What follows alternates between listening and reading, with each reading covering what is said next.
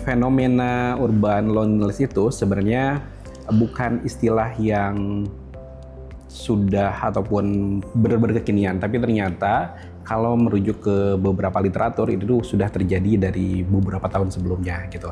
Jadi sebenarnya apa sih urban loneliness itu?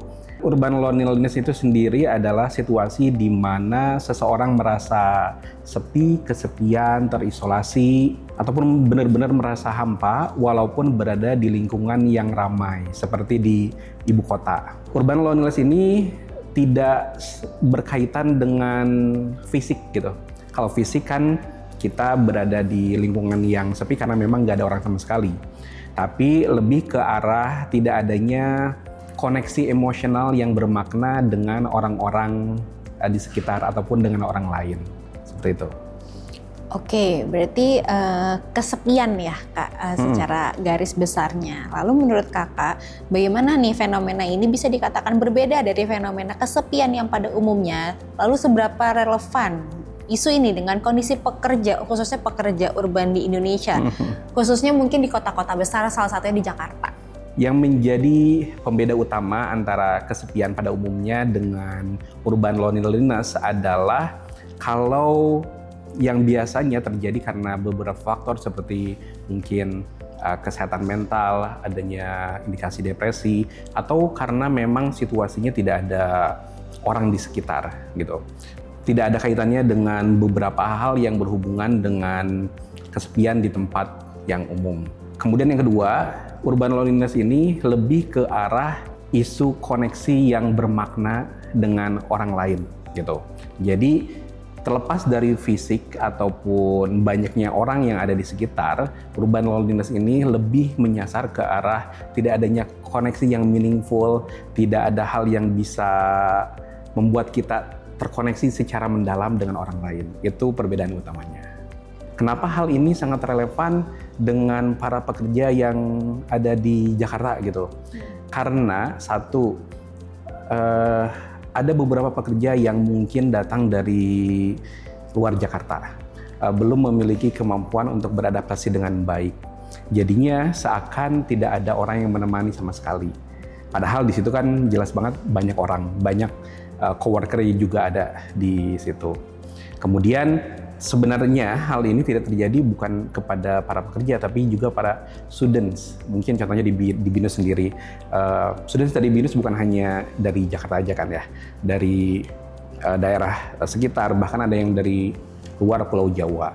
Ketika mereka belum memiliki koneksi ataupun pertemanan yang berarti, timbul rasa kesepian di dalam kategori urban loneliness itu. Oke, berarti perbedaannya bukan kesepian bukan faktor kesepian yang biasanya gitu, tapi ini mungkin ada kendala dari proses adaptasi di lingkungan baru atau di lingkungan yang berbeda seperti itu ya? Betul juga. Oke, lalu apa aja nih Kak tanda-tanda seseorang yang mulai mengalami urban loneliness? Yang umum terjadi ketika orang mengalami urban loneliness adalah kita susah untuk terkoneksi dengan orang lain. Obrolan dengan orang lain itu seperti tidak nyambung sama sekali.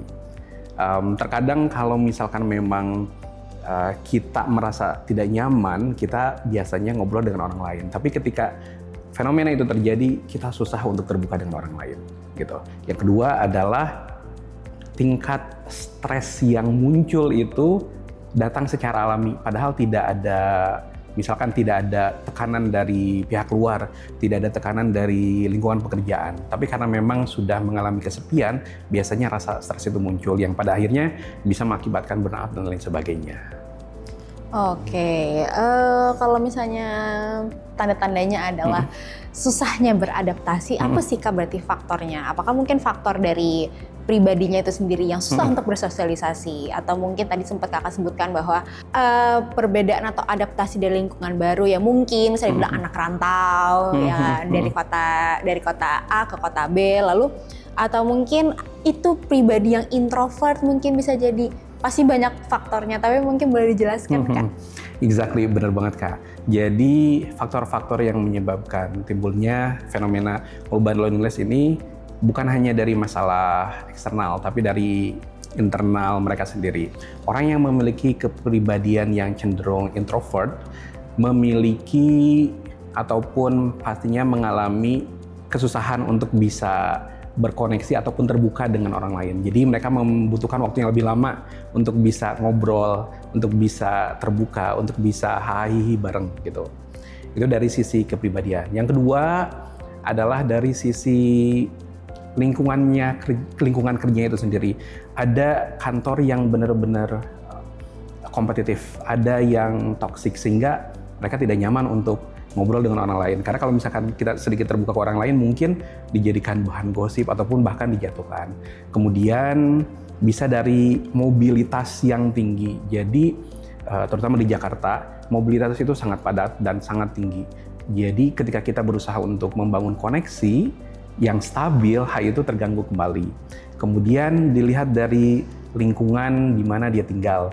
Ada beberapa kos-kosan ataupun tempat tinggal di sini yang memang didesainnya seperti itu gitu. Ini bukan salah, karena banyak orang yang memilih dan lebih nyaman untuk tinggal di daerah yang sepi gitu. Tapi kalau misalkan ada kecenderungan tadi tidak bisa berkoneksi dengan orang lain, ini akan memperparah. Kemudian dari sisi jam kerja dan hustle culture di tempat ataupun di kota-kota besar di Jakarta, mungkin di Medan juga ataupun di kota-kota yang lainnya, seseorang pasti fokus kepada pekerjaan. Jadi kesempatan untuk berinteraksi interaksi sosial dengan orang lain itu sangat minim. Jadi pada akhirnya bukan hanya faktor internal, bukan dari kepribadian, tetapi dari faktor eksternalnya juga kenapa timbul fenomena seperti ini. Oke, bisa jadi juga energinya nggak cocok gitu ya. Energi satu sama lainnya, energi betul. Antar individunya, energi juga antar lingkungannya mungkin tidak sinkron gitu. Akhirnya terjadilah fenomena ini. Nah, lalu kalau faktor-faktor yang tadi udah Kak Fijar jelasin, berarti apakah fenomena urban loneliness ini bisa dikatakan bukan sekedar masalah individu aja, tapi juga mungkin persoalan yang lebih luas? Mungkin boleh dijelasin tuh Kak, kayak gimana tuh? Oke, fenomena urban loneliness ini tidak hanya masalah pribadi, tidak hanya masalah individu, tetapi juga struktural. Artinya, ketika seseorang sudah memasuki dunia kerja, pasti ada beberapa hal yang berbeda gitu. Kalau dulu mungkin semuanya lebih terstruktur, kalau di lingkungan kerja itu lebih beda dan mungkin lebih strict. Kedua, dari jam kerja yang panjang. Kemudian dari situasi di tempat kerja yang coworker kita tidak semuanya sependapat. Coworker kita tidak semuanya memiliki kepribadian yang sama. Dan bahkan di beberapa tempat yang toksik ataupun terlalu kompetitif, mungkin terjadi backstabbing di belakang gitu. Nah, hal ini menyebabkan seseorang yang tadi memiliki kecenderungan introvert tidak mudah untuk bisa mengeluarkan unek-uneknya, tidak mudah untuk bisa terkoneksi dengan orang lain. Jadi semuanya berkontribusi gitu. Individu iya, dan struktur di lapangan di mana dia kerja, jam kerja, tuntutan kerja, stres kerja dan lain sebagainya saling berpengaruh. Jadi combine lah hal itu mengakibatkan urban loneliness yang mungkin lumayan parah. Lalu menurut Kakak, apakah mungkin media sosial yang saat ini dianggap sebagai pusat informasi dan juga jembatan komunikasi, tapi ternyata di sisi lain bisa juga memperparah kesepian? Menurut Kak Fajar, dengan paradok tersebut itu gimana Kak? Oke, betul, memang sosial media membuat kita terkoneksi dengan orang lain in a way gitu. Kita bisa mengkontak sanak family kita kalau misalkan kita dari jauh.